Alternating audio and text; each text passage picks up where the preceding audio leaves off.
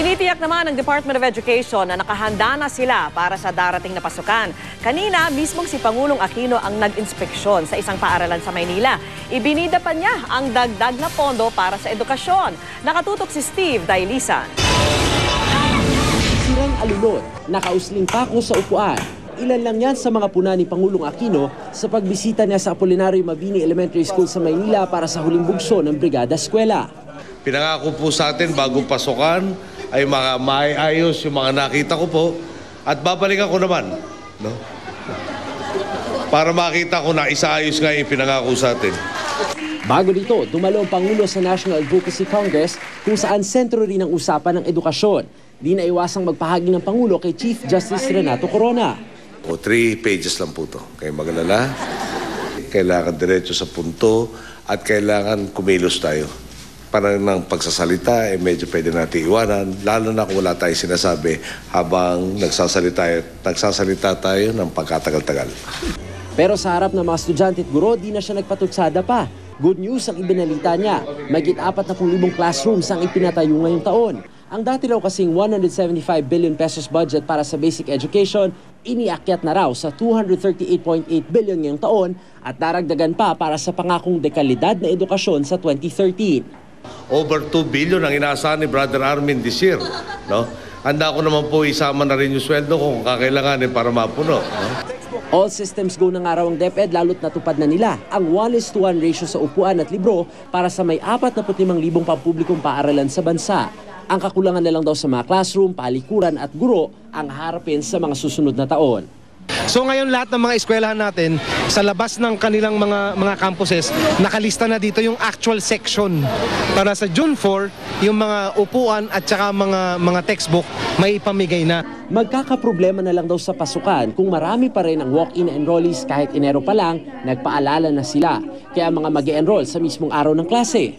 Lahat ng mga walk-in, sabi ko, gagawa kami ng ibang desk baka sa barangay hall para hindi sila doon sa eskwelahan. Kasi nagugulo yung mga nagpalista ng maaga at hindi makapagklase yung mga teacher. Basta na lang sila pumapasok sa eskwelahan. Tatanggapin namin yan pero magpapalista muna sila.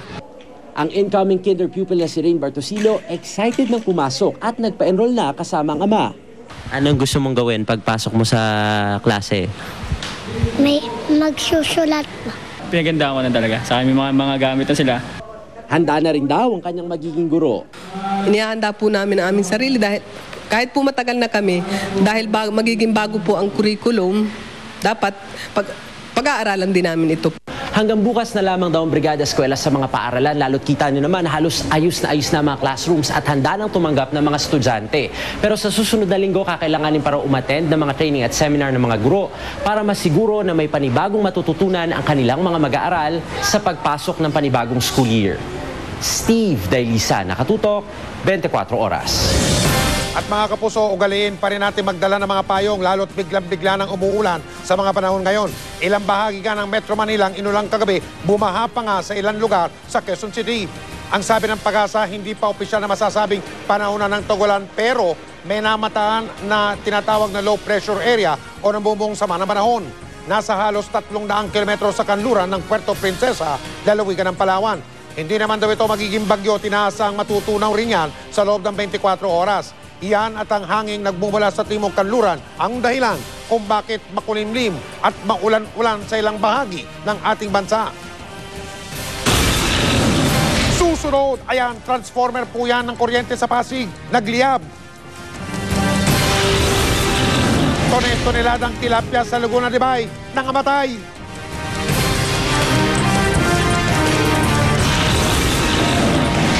World Idol Jessica Sanchez, kailan kaya personal na masisilayan ang kanyang mga Pinoy fans?